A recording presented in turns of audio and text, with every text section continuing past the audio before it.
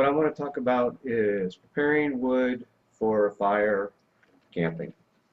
So you have your standard axe. With this is considered a small forest axe or hatchet. It's a little big for a hatchet, which is a very useful tool, and I take with me when I go. But I use it more for actually if you had to chop something down or clearing limbs off of something else that you're going to work.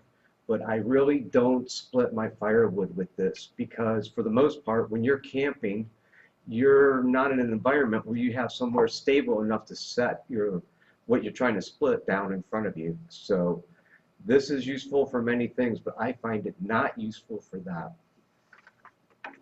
Then I carry 2 saws with me. You got to remember that when I go camping, most of the times it's out of my kayak, me and my wife. I carry this where it's within reach when I'm actually paddling to clear limbs from a river so we can pass through or whatever, but also it's going to be used for firewood prepping. It's a Gomby, Silky, very sharp, very good tool. This one is a big boy. This one I carry actually in the hull of my boat, out of reach from, it's a backup, but it's also in case you do need something a little bigger.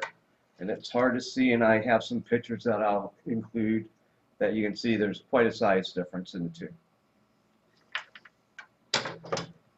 One thing about these, and I've seen some reviews, this blade is actually honed where the teeth are wider than the top of the blade. So there's no what they call set on the blade. In other words, the teeth aren't bent in a way that cuts a path bigger than the width of the blade so that it doesn't bind. And this is a pull. When you pull, it cuts. When you push, it's really not cutting much at all. It's really designed to be pulled. So they could go to a thinner blade because if you're pushing, it's going to want to bend it. But if you're pulling, it's pulling it straight. And that's the trick to this saw here, is let it work. Don't try to force it. If you try to force it, it will bind, and you can bend these blades. Other than that, I've all steel all the way back to the end of this handle. It's got a rubber coating on both of them, and it's just a fine tool.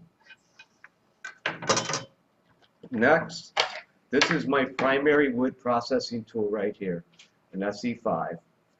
I'll baton this through most anything, and you know, I'm not talking trees, and I've seen videos of guys actually splitting tree trunks with one of these knives, and it's great to know it's going to do that, but that's really not the whole purpose.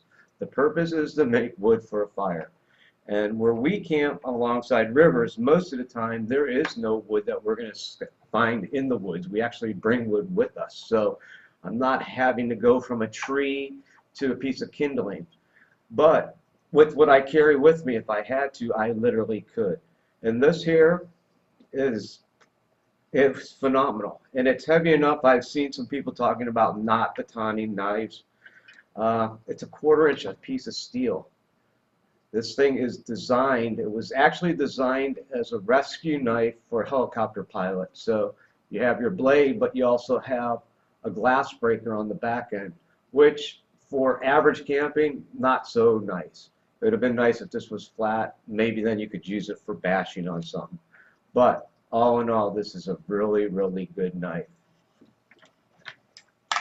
In a very sound sheath, the standard sheath that comes with it. It's adjustable so that you can actually lock it down, unlike most sheaths. So it gets in there where it's very tight. I can still pull it out, but I've worn this one in quite a bit. And I just bought this, which is an Esee 3, and I haven't even used it yet. What I want to do is tandem mount these two together like this. And I've seen sheaths that do it, but I just have to find which one I want to work with and go that way. This is a phenomenal knife, but for fine detailing, it's a little heavy, it's a little big. Not that you can't do it if you want to take some time to do it. You can do it. It's sharp enough. You can actually control the blade very well. But a little smaller knife for some things would be much easier, and that's why I bought this. and not using it yet. I can't really give you a 100% breakdown on it, but I can tell you just from looking at it and the way it feels in my hand and everything else and how sharp this blade came, that this is going to be a phenomenal piece to the kit. One thing I have to mention though is the finger choil here, and not just on this knife, but on knives in general. To me, put my finger up on the blade like this just is not, I don't see the point. I think if the blade came back all the way to the handle, the difference it's going to make, to me, and that's a personal thing, is not, it doesn't matter. I think this puts your finger in a position where I actually can squeeze my finger enough where my finger skin is sitting on the cutting edge of the blade if I wanted. And I just think it's somewhat unsafe. If this blade came all the way back and this was squared up and then turned, you're going to be in there just as much working the knife. All right, well, that's just an idea of what I'm carrying around for fire prep. If you have any questions, leave a comment and we'll talk about some more. Thank you.